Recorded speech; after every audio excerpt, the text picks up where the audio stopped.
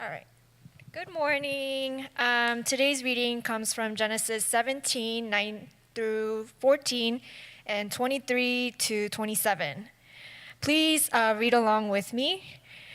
God said further to Abraham, "Now as for you, you shall keep my covenant, you and your descendants after you throughout their generations. This is my covenant which you shall keep between me and you and your descendants after you. Every male among you shall be circumcised. And you shall be circumcised in the flesh of your foreskin, and it shall be the sign of the covenant between me and you. And every male among you who is 8 days old shall be circumcised throughout your generations. A servant who is born in the house or who is bought with money from any foreigner who is not of your descendants. A servant who is born in your house or who is bought with your money shall surely be circumcised. Thus shall my covenant be in your flesh for an everlasting covenant. But an uncircumcised male who is not circumcised in the flesh of his foreskin, that person shall be cut off from his people. He has broken my covenant." Then Abraham took Ishmael his son, and all the servants who were born in his house, and all who were bought with his money, every male among the men of Abraham's household, and circumcised the flesh of their foreskin in the very same day as God had said to him. Now Abraham was 99 years old when he was circumcised in the flesh of his foreskin, and Ishmael his son was 13 years old when he was circumcised in the flesh of his foreskin. In the very same day Abraham was circumcised, and Ishmael his son. All the men of his household who were born in the house or bought with money from a foreigner were circumcised with him. This is the word of the Lord. Thanks be to God. You may be seated. One quick announcement that we did forget. On Thanksgiving Sunday, we always have this big kind of major blessing celebration over in the main sanctuary. And we were asked to do like a worship dance and that sort of thing. Joseph Kim, can you raise your hand back over there? He's leading us this year, so if you're interested, go talk to him. If not, he'll come find you, and we'll go ahead and get all those things done. So please do help him and support him as we try to become a more unified church together. All right. Let's jump right in. At a recent football game for my second son, Connor, a very interesting conversation broke out amongst the parents. It was a bit of a blowout, and so the parents were a little bored, and so they started talking about other different things. And it began with one of the fathers there commenting to his wife and to everyone else so they could hear, and he said this. He goes, "Oh, so I guess you ain't married to nobody today." And the reason why he said that is because apparently his wife had forgotten to put on her ring for the last few days and had forgotten to do so that morning as well. She, like me, I wear my silicone ring all the time, but she wears it most of the time, and then on special occasions, apparently she puts on her real wedding ring. But the past few days, for whatever reason, she had forgotten and continually forgotten. So then he goes, "Oh, so I guess you ain't married to nobody today." This was followed by a lot of different commentary from the people that were listening, all the other parents around. Things from like, "Oh, you know what? The ring doesn't really matter. If you married, it's how you act," so on and so forth, to others chiming in and saying, no, you have to wear the ring because how else is anyone else supposed to know you're actually married? It became a bit of a conversation. It kind of carried on for a while. It was a bit of a thing. And it all led to this mom who had forgotten her ring to borrowing someone else's ring. And I'm not sure if this other mom had like extra silicone rings lying around, which is odd, or if she borrowed it off of him, which is even odder. But anyways, she put on another ring and she's like, "Look, I got a ring." And it became a bit of a thing. But all in all, the point of this entire ridiculous conversation in some case was very clear. Married people ought to wear their ring because it symbolizes, it is the sign that they are married, and more, that they love their spouse a lot and they love being married to said spouse, so therefore you wear the ring proudly to show that I'm married to my spouse and I love her. And then not wearing it might otherwise say things you don't want to say. Now I tell you all this because in today's text, God says this to Abraham in verse 10. "This is my covenant which you shall keep between me and you and your descendants after you. Every male among you shall be circumcised." Just as the ring is the symbol of someone's marriage, which we've noted many times is indeed a covenant, the sign and symbol of God's covenant with Abram and all of his descendants, my covenant he calls it, is none other than the circumcision of every male in Abraham's company of people. By the way, I used Canva to edit my slides, and when I typed in circumcision, that's what it gave. I unfortunately Googled circumcision. Don't do that. Couldn't use any of those images, so that's what you get, okay? Circumcision is the sign of every male in Abraham's company of people that they belong to God. Now, let me ask you, does that seem a little bit odd or perhaps even a bit off-putting to you? Does it make you pause for a second and go, wait, hold on. What? Excuse me? Does it make you, in other words, ask the question, why circumcision? Because for me, I think it should. I think it should make you ask, wait, why is circumcision the sign and the symbol of God's monumental covenant that he's making with Abraham and the multitude of nations that are going to come from Abraham's seed? Why? Because if you compare it to a ring, doesn't circumcision being a sign of anything seem just bad or wrong? I think many would argue that rings, no matter what it's symbolizing in many ways, would just be better than anything like circumcision. Here are a couple of reasons why. First, rings, as you know, are circular. Rings, therefore, symbolize eternity and forever. Why? Because circles don't have a beginning or end point. They just keep going in circles, as they say. So wearing a ring symbolizes that your marriage is indeed forever. That before you put it on, you vow to love and cherish your spouse until death do you part, aka forever, and so you wear it because it symbolizes it. Secondly, rings, as you know, maybe are customizable. So you can take this very beautiful symbol of a wedding and then you can make it a major fashion accessory and piece. I wear a silicone one because it's cheap, so if I lose it, I can replace it. But your ring is probably a lot more expensive than this one. And then three, rings are better because they're more inclusive than circumcision. Men and women, anyone can wear a ring. But circumcision? Well, for one, as I said, it's only for males, not for females, so there's that. Secondly, to be clear, and I'll make this clear more and more throughout, circumcision, we're talking about the actual physical surgical process where you literally cut off the foreskin of the male reproductive organ. And by nature, it is bloody, it is painful, it is sensitive. It is certainly not beautiful, but rather gruesome. Third, the cutting off of and removing something as a symbol of belonging to something, the meanings don't really line up, if you catch my drift. And then fourth, I think we would all agree, circumcision is a topic of conversation that most would say isn't appropriate for the dinner table or most other places for that matter. And many might also argue it's not a topic of conversation appropriate for young ones. I'm actually a bit glad that we're not having joint worship today. Pastor John is preaching to the youth. I'm praying for him. You should pray for him as well. But all in all, we come back to this question, so why circumcision?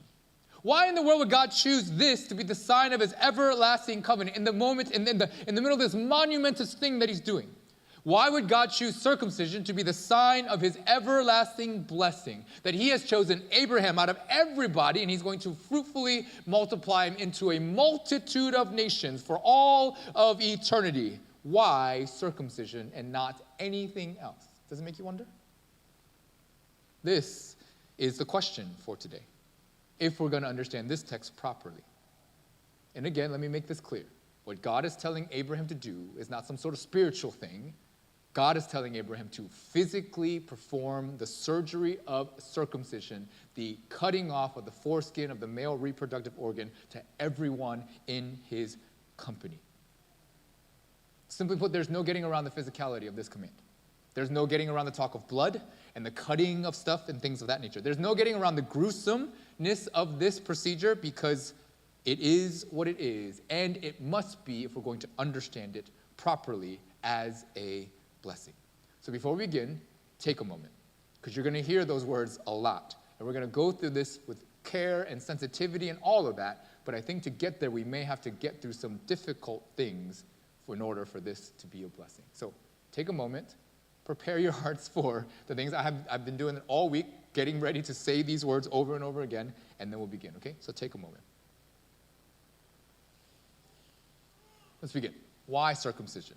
Well, to answer this question, we have to actually do a little bit of history first. As you know, we're in Genesis chapter 17, and what that means is we're very early on in the history of God and his people, the world. And unfortunately, though we're very early on in this story, the story in so many ways has not been off to a very good start. Since the fall of Adam and Eve in Genesis chapter 3, so after 2 chapters of good, the rest has been not so good. Whether it's Adam and Eve disobeying God, and then Adam blaming Eve for his disobedience, and then getting cast out of the garden, or sibling murder in Genesis chapter 4, or humans being so evil and wicked that God says, you know what, I got to wipe them off the face of the planet, except for one family in Genesis chapter 6. It's not been the bestest of starts.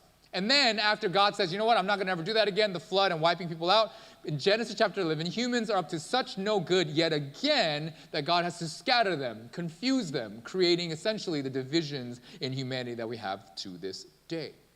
All in all we've had so far in many ways since Genesis chapter 3 is this: God's constant fight and struggle against human sin, or what the Bible likes to call flesh. Check this out really quickly. 6:3. Then Yahweh says, my flesh shall not thrive, my spirit shall not strive with man forever, because he is also flesh. Nevertheless, his days shall be 120 years. 6:13. Then God says to Noah, the end of all flesh has come before me, for the earth is filled with violence because of them, the flesh. And behold, I am about to destroy them, the flesh, with the earth. 6:17. Behold, even I am bringing the flood upon the water, flood of water upon the earth, to destroy all flesh, with which is the breath of life from heaven. Everything that is on the earth shall perish. And this goes on in chapter 7, and then on in the rest of the Bible, actually. So a major storyline of Scripture, period, is God's fights and struggle against human flesh. Or better put this way, it's God's asking himself, how do I deal with human flesh? How do I get rid of this thing so that one day humans, my creation, can return to me, pass the flaming swords, and re-enter and re-enjoy eternity with me? Ever since the fall, this has been God's biggest problem and therefore his biggest mission. How do I redeem and restore humanity to where they're meant to be one in harmony with me for all of eternity? Peter Leithart, a theologian, says it like this. He says, human beings can live as God intended only if flesh is put to death. So God's problem is simply, how do I get rid of human flesh without getting rid of humans, right? How do I destroy the flesh from humanity without destroying humanity itself? Because though it may sound obvious, if you destroy humanity along with the flesh, then there's no humanity to reunite with. This is perhaps one of the reasons why God vows to never do the flood again, because in doing so, he's destroying humans along with the flesh. So then what we have in Abraham, in this little history lesson of ours, is God's next plan, if you will, choosing one person from whom all of his people will be produced, choosing a multitude of his people who've been chosen and therefore set apart, a multitude of his people who will, as we said last week, walk before him in order that they may be perfect. And the sign and the symbol of those who belong to that multitude of God's chosen people is circumcision. Let's put it like this. The plan to somehow destroy the flesh in humanity without destroying humanity so that the spirit can live in said humanity is circumcision. And the question is why? Why not anything else? So my prayer today as we get into this is that though circumcision is undoubtedly gruesome, bloody, difficult, and problematic, therefore, it is also brilliant and marvelous, something that only God could do and therefore would do. And spoiler alert, circumcision, as we will see, is a foreshadowing of the cross, the symbol of our faith. Circumcision, church, is an Old Testament prototype, if you will, of the cross. They call it typology. It's one of the types. Okay? That's what we're going to get to today. So, let's examine this a little deeper by examining first the problem of the flesh. The more I examined the problem of the flesh in my studies, the more it became very clear to me that a good way to distill down this issue into one idea that will be familiar to all of you is simply this. A primary problem of humanity and our flesh is that we simply love to win. Yeah. We are a people throughout history that can be characterized by the mantra, simply win at all costs. Does that sound familiar to you? Other versions of this is succeed at all costs, achieve at all costs, or don't let anyone or anything stop you from achieving your dreams. Now you might be like, huh?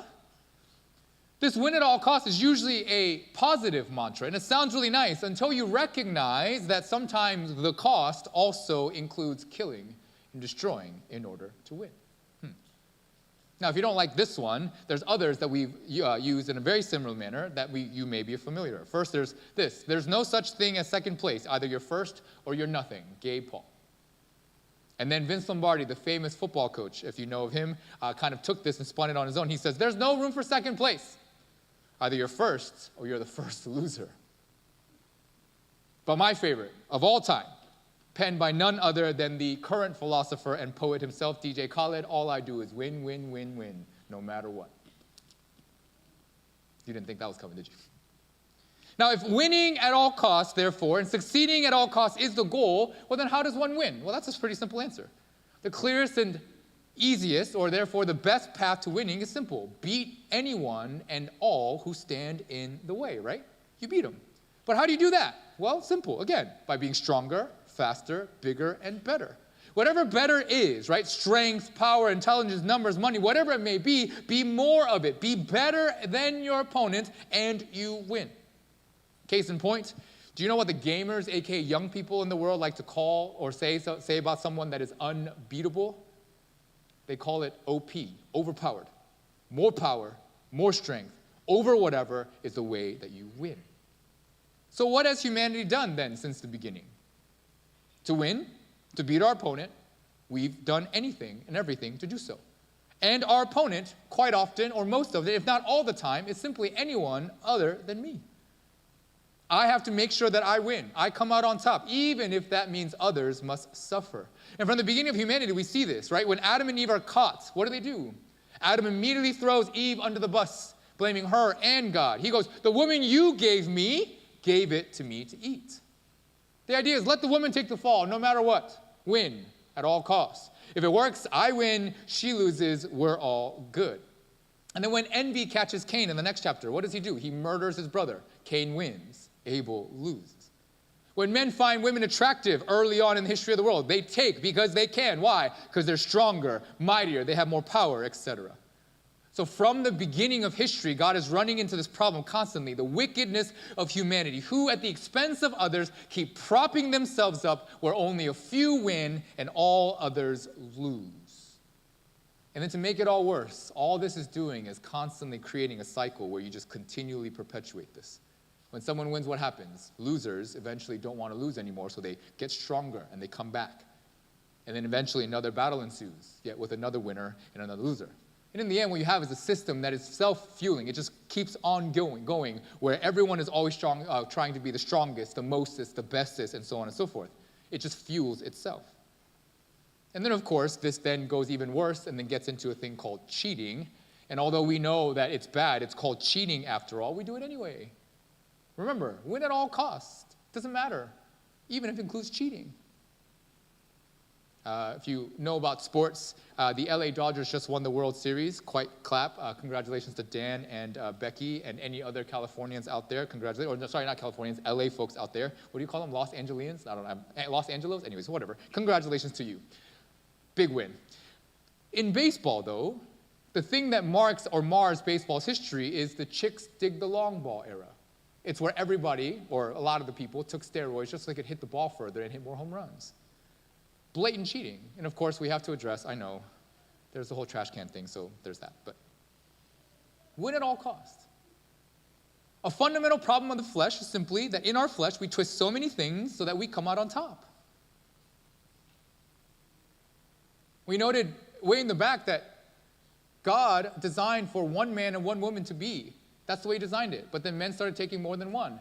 And then what does that devolve into? Well, the chosen people of God began to make having more than one wife a regular thing in their culture, so much so that the kings of Israel also had taking multiple wives. And of course, it all ends kind of at the top epitome of it all. Solomon, he of 700 wives and 300 concubines. That's how this goes. So the problem of the flesh is pretty clear, I hope. So then the question remains, how does God destroy the flesh without destroying humanity, in whom the flesh resides? And the answer, according to our text today, is circumcision, or what I call the beauty of the cut. Now, if the flesh is all about power, strength, and winning through strength, well, then you got to figure out, how do you defeat this? Well, one way to do so, I think, is to win with weakness. To promote weakness as the key, right? That makes sense. Well, if you're winning by strength, promote weakness. AKA, use what is usually understood as weakness and then use it to defeat that which was understood as strength. Let me give you some more sports examples. Today, a lot of sports examples. In basketball, forever, the most important player, right, on a basketball court was the center. The strongest, the biggest, and the tallest person who could get all the rebounds, block all the shots, and just physically dominate people. Why? Because they're so much bigger. A great example is this man, Shaquille O'Neal. Huge man. And he just dominated people. He's dunking on 4 people right there. And basically, because he's so much bigger than everybody else, he just renders smaller people helpless. Do you know how big Shaquille O'Neal is? That's a picture of him next to Pitbull, the rapper. He looks like a midget. I'm sorry, Pitbull. But Shaq is huge. But then a new trend took over. It was called small ball. The idea is to get 5 guys who could defend almost all positions, from small to big, who could also shoot the basketball. And the idea is you spread them out all over the basketball court. Sorry for the sports analogies today. But you spread them out all over the basketball court, and basically the big, hunking like center guy who's big and powerful, but not very agile, very fast, he has to run all over the place and basically is in no man's land, not being able to do anything. By the way, Steph Curry on the most left here, he's listed at 6'3", he's not. I'm 6'2", he and I are the same size. And you can tell, these guys, they're not that much taller than him. These are more regular-sized human beings playing basketball rather than 7'3" Shaquille O'Neal who's like 320 pounds, right? So then what you do, you take the weakness and you make it a strength. This happens also in a lot of the movies that we watch today. I don't know if you know, but a lot of like Mission Impossible movies these days, it's no longer about who has the biggest tanks or whatever. It's who's got the smartest nerd behind the computer who can do cyber warfare and hack all the systems and turn internet into like whatever. Like that's how literally, like the main enemy of all these movies isn't some big honking dude. It's some dude sitting behind a computer. Take a weakness and make it a strength. But you might have noticed that while this may look and sound like a solution to this strength and win by it problem, it's actually not. Because though we are utilizing weakness, the end goal is to take said weakness and turn it into the new strength. So we're just doing the same thing, but using different terminology. It's a flawed system, and it's still at work, and that's all we've been doing in humanity in many ways. So then what should you do to do this? Well, God's answer to that is circumcision. And this is where the cut begins to really take shape. Why? Because the cut of circumcision inherently embodies weakness, and therefore is suggesting that we win in weakness, not with weakness. In other words, the cut of circumcision makes us weak and has us winning while we are weak. Being made weak is winning in the system. Here's how. Verse 14, God says to Abraham, I'm going to go through a couple steps here. God tells Abraham this, but an uncircumcised male who is not circumcised in the flesh of his foreskin, that person shall be cut off from his people. He has broken my covenant. God tells Abraham, hey, if anyone refuses to be circumcised, even though I've commanded that this is the sign of the covenant, the consequences, they're going to be cut off from being my people. The connection, I hope you see, couldn't be much clearer, right? If you refuse to allow me to cut off and cut away your foreskin, then you will be cut off and cut away from my people. Now, some of you might go, wait, Pastor Pete, that sounds just like the same system. You're using threats, right? Like, if you don't do this, I'm going to do this, right? What's the brilliance of that? No. Hear me out.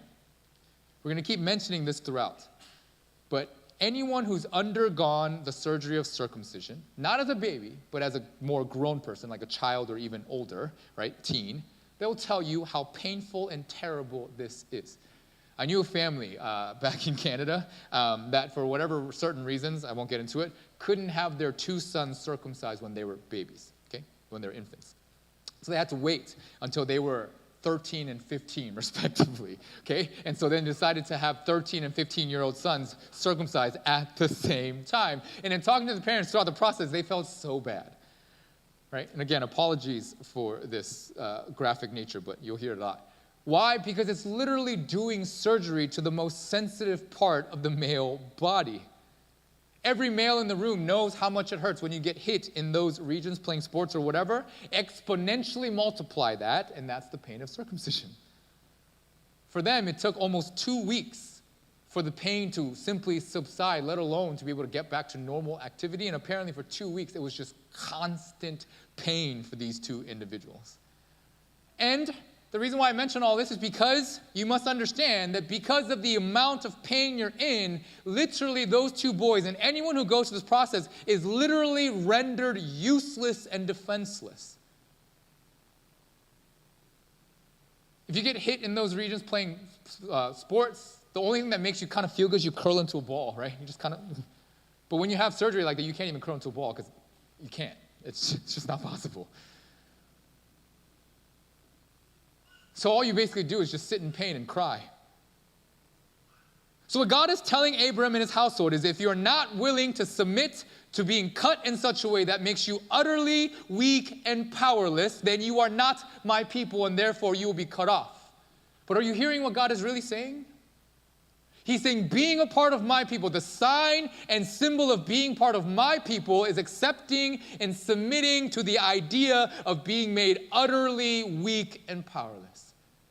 To submit to the idea of having me make a cut to the most vulnerable part of us in order that you will finally rely upon me. And that goes for male and female. Do you remember the command that God gave to Abraham that we talked about last week to affirm the covenant? He said, walk before me. Do you remember the analogy? It's a parent and a child walking hand in hand, saying we're always going to walk together, going in the same direction, same place, same goal, same mindset, being one with the other. If this is the case, well then walking with God, walking in God, walking as one with God, walking before Him is to simply walk into utter weakness. Why? Because if you don't, then what you're doing is declaring independence. It's like the little kid that when you say, here, give me your hand, they go, no. And they just walk off. You're doing things on your own power. You're going to live by your own way, by your own strength, rejecting the invitation and walking off on your own. And then God says, if you do that, well, then you're cut off. What God is literally doing here is cutting off the flesh, cutting those who refuse to live in the Spirit, but live rather in the flesh. But the brilliance doesn't end here, because it continues to go.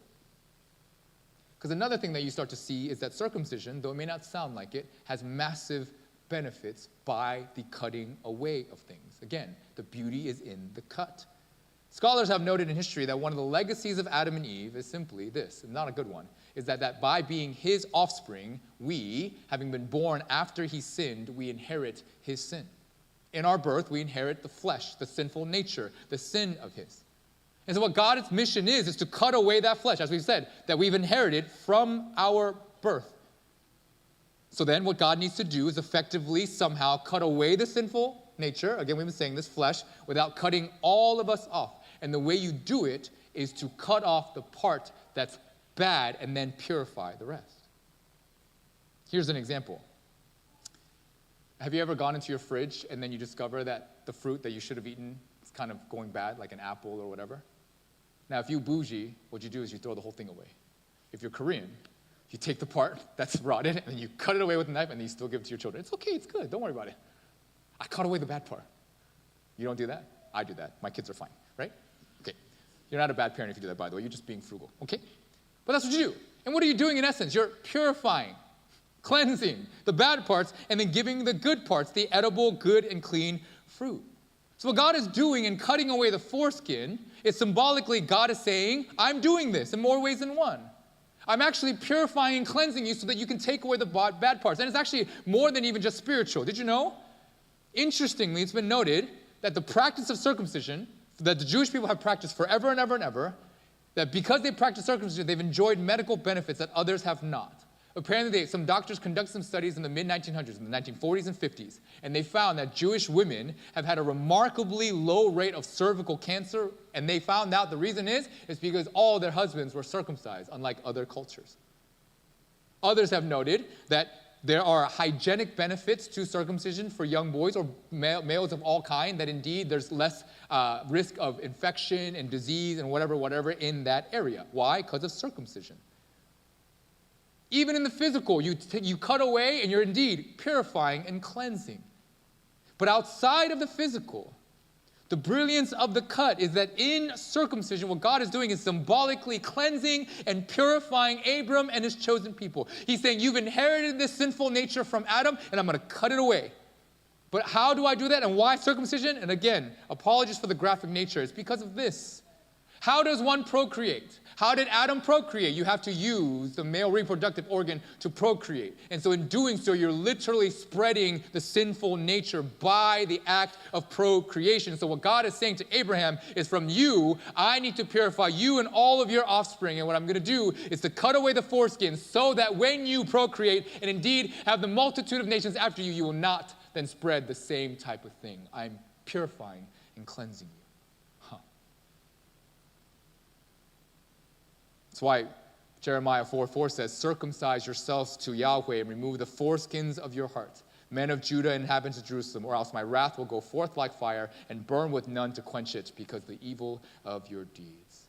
God is telling Israel and us, circumcise your hearts. Why? Because you need to remove the stains and the sin. There are parts that need to be cut away to purify you. That way I don't have to cut you totally off. Circumcise your hearts and cut away the parts that are fleshy so that you then can walk before me and indeed be reunited and re-enter and therefore re-enjoy me. But there's more. Ooh, way more. As you study then circumcision, as I did this past week and onward, what we find out is that history tells us that circumcision is actually not a Christian thing. As in, many cultures and societies practiced circumcision in the ancient world. But the way they did it was actually quite fascinating. For most in the ancient world, circumcision was a rite of passage. It is a symbolic ritual, a tradition where most of them would take boys that are about to become men. The moment boys would start showing their first signs of entering puberty, then they would immediately take them and then circumcise them. Now, we have a lot of medical professionals in here, and as you know, in the ancient world, medical procedures were not what they are today. Medical procedures did not go the way they go today. Therefore, sanitization is nothing like it is today. And again, apologies for the graphic nature.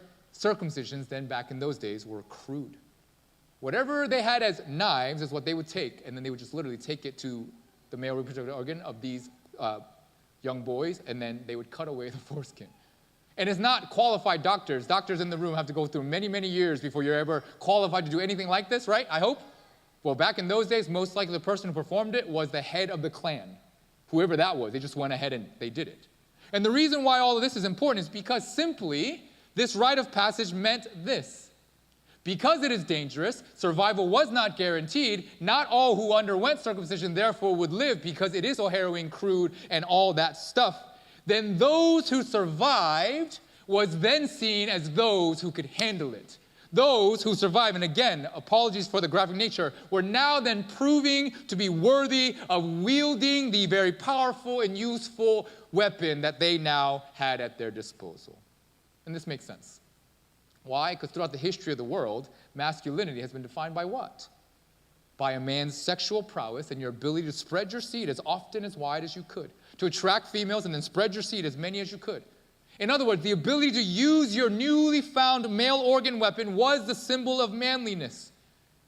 How you used it, if you catch my drift, was the sign of your manliness. This is how men won, isn't it? How they advanced, the way they secured their legacy, to fight off the greatest enemy of life, which is death and mortality. You got to destroy all the people who are coming after you, and then you got to spread your seed to ensure that your legacy lives on. That's why the issue of heirs has always been a big deal in history. And unfortunately, this idea hasn't died with ancient antiquity. It's well alive in today's world. In today's world, do you know what they call it? They call it BDE, big blank energy. Fill in the blank. Apologies, but it's true. But all of this just fits in with the nature of the flesh, doesn't it? Win at all costs, with strength and power, bigger and better. Well, in circumcision, God is completely flipping everything of the flesh on its head, and the brilliance is staggering. Let me show you. Verses 10 through 12. This is my covenant which shall keep between me and you and the descendants after you. Every male among you shall be circumcised, and you shall be circumcised in the flesh of your foreskin, and it shall be the sign of the covenant between me and you. You know that. And every male among you who is 8 days old shall be circumcised throughout your generations, a servant who is born in the house, who is bought with money from any foreigner who is not of your descendants. Did you notice the interesting detail there that differentiates God's circumcision versus the world's? He says, every male who is 8 days old shall be circumcised. Rather than taking teen boys who are hitting puberty, God commands Abram to take all the little ones, 8 days old, and then circumcise them. And I hope you see that this is not just a minute, small detail. No, it's a big thing. Again, let me repeat. Circumcision sucks. It's painful and debilitating because you're taking a knife and cutting away the foreskin of the most sensitive and most important, as the world thought, part of a male body, the most powerful part. In other words, it's taking a knife and deliberately threatening the parts that the male indeed values most. And therefore making not only the weapon, quote unquote, or the male absolutely powerless and useless, as weak as they will ever be. And so in choosing to do so, what Abraham, Ishmael, and everyone in the household was doing was purposely and knowingly submitting to weakness and powerlessness to the highest degree. They were in fact saying this: God, make me weak, vulnerable, powerful, powerless, and useless. No man ever wants to do that to themselves, do they? And in doing so, what they were saying is then trusting God, saying, I'm going to trust you to put my faith and my worth, not in what everyone else says is my strength, but you who are my strength, my shield, and my protection. Why? Because if I'm not going to survive this, you will have to do it for me. It's saying, I will submit to weakness. I will cut away the world's idea of strength and submit to you who are my strength. I will literally allow you to literally cut away my strength, so that you then can finally become my strength. So then you're like, why the 8-year-old boys? Because to do it to an 8-year-old boy is to say simply, from the very beginning of life for all of God's people, we will submit them and subscribe them to this idea that weakness wins. It's inviting weakness into the entire family, the household, that weakness is indeed the way, the only way, that when we submit to God as our strength and God as our power, in doing so, we will then have God's strength. It's teaching all of our young ones from the moment they literally may not be able to remember that they are made and born in weakness. To never rely upon anything other than that. Theologians, current and past, suggest that for the people of God in the Old Testament, the 8th day was significant. Why? Because as you know, God took how many days to create creation? 7, which means then that the creation was not fully complete until post 7 days. It meant that for many, they believed that the 8th day was the first full day of creation. So in doing so, God commanding Israel, Abraham, to circumcise their boys 8 days old is to say literally on the first day of their complete full life, we're going to subject them to this idea that weakness wins. Weakness is the way. God's people do not win in strength. They win in weakness. Because only in weakness, then, can God's strength be ours. You may know this passage, Paul in 2 Corinthians 12:9, God is speaking to Paul, and then Paul is saying, hey, God, I got this thorn in my flesh. Can you take it away? Can you take this weakness away? And what does God say? No, I'm not. Why? Because my grace is sufficient. For power is perfected in weakness. How does God destroy the flesh without destroying the humanity in which the flesh is alive? By cutting it away. And how do we allow him to do that? By submitting to the knife, submitting to the purification, submitting to our reliance, not on anything else, but his own strength. Or God's strength, excuse me. And only when we do that will the power of God and the strength of him therefore live. Is it any wonder that Abraham wasn't able to have Isaac, the true son of promise, until after he was circumcised?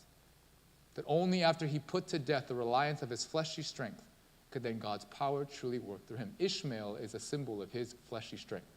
Isaac is a symbol of God's miraculous strength. Which means, church, that when you submit to God's commanded weakness, do you know what happens? You and I, we become miraculously stronger. Abraham became more fertile, more potent in creating offspring after he submitted to God's weakness. Weakness is the way.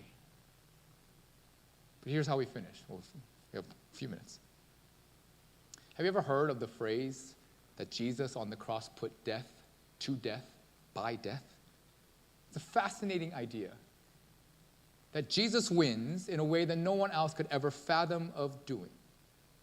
Right? The only answer that the world has ever had to the problem of death is what? Kill those who threaten you.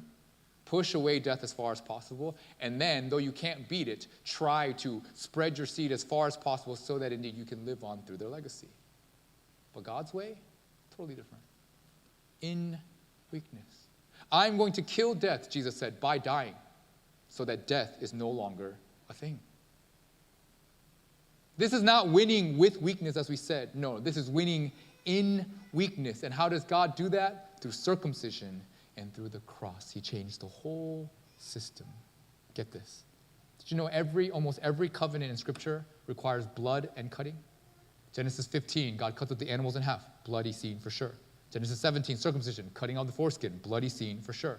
Exodus, the Passover, cutting of the lamb, spreading the blood on the lamppost, right, on the doorpost, cutting blood for sure. And then the final one, Jesus on the cross, where Jesus is cut.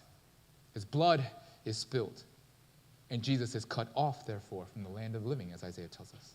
Why? Because covenants, as we said in chapter 15, aren't made but cut.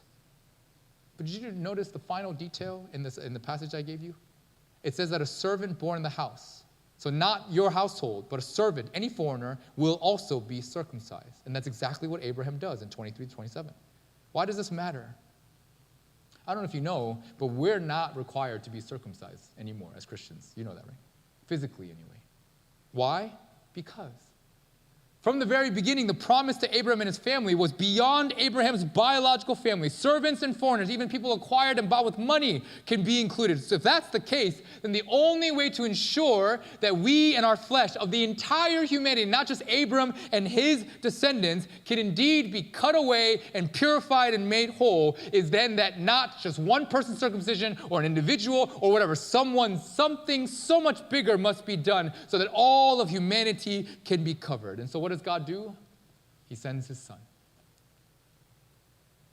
And in Luke 2, we're told that he was circumcised on the 8th day.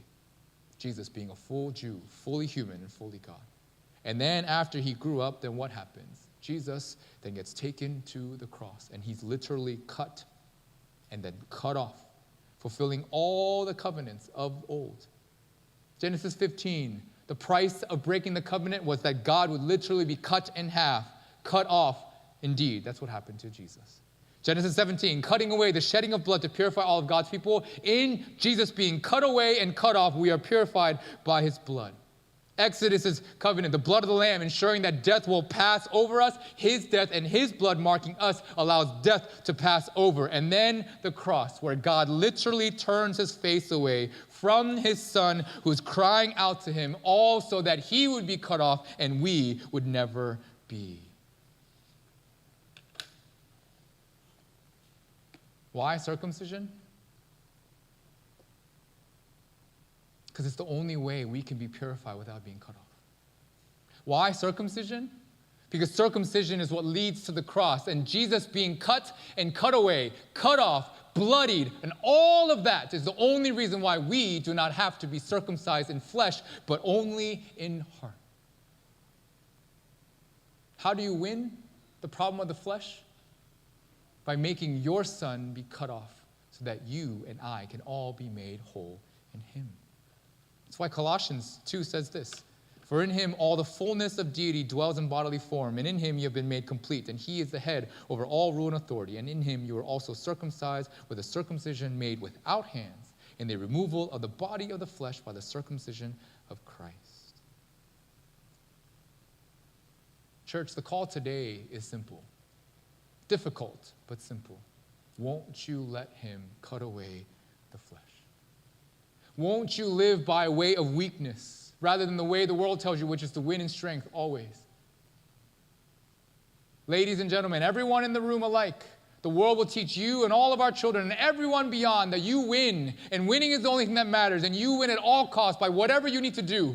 Be the best, be the greatest, be the smartest, be all these things. And what Jesus says is, no, allow me to cut away what you think is your greatest strength, and I will give you my strength so that you can then indeed live in this world for me and through me.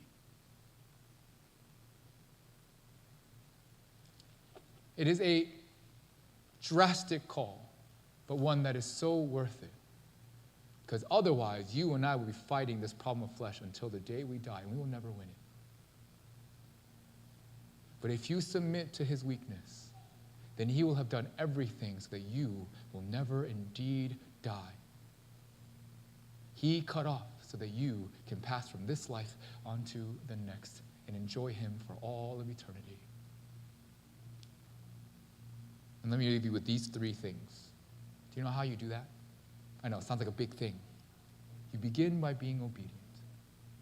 If you notice in 23 to 27, it's not on your screen, Abraham gets right to work, right? As soon as the conversation is over, and he obeys. But how does he do that? Three ways. The first thing is he obeys promptly, immediately. You'll read it in 23 to 27. It says, and on that day, or as of that day, literally as soon as God stops talking, Abraham then takes his 99-old, really old self to Ishmael's 13, and everyone of God, and he circumcises them all immediately. Don't wait to be obedient. Be obedient now, today. And the second thing, his obedience is complete. He circumcises everyone. Sometimes our obedience is only partial, isn't it? We do the parts that are easy, but not everything.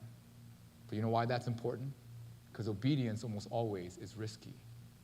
I told you a few chapters ago in chapter 15 that Abraham is having sleepless nights. Why? Because there's fear on the horizon. There's kings that might come after him because he just defeated them in a war. So what would Abraham think when God goes, circumcise every single person in your entire company? By doing so, he's literally putting every single person, not just the males, every single person, man, woman, and child, in danger, because literally all the men would be disposed for 2 whole weeks, if not longer. But why does Abraham do it? Because he's relying that winning is not with strength, but in God's strength, which is only done in weakness. So won't you submit to him, church? Take on the covenant of the cross, that which says Jesus in his weakness won. Because the problem of the flesh is never defeated in strength, but only in submission to him.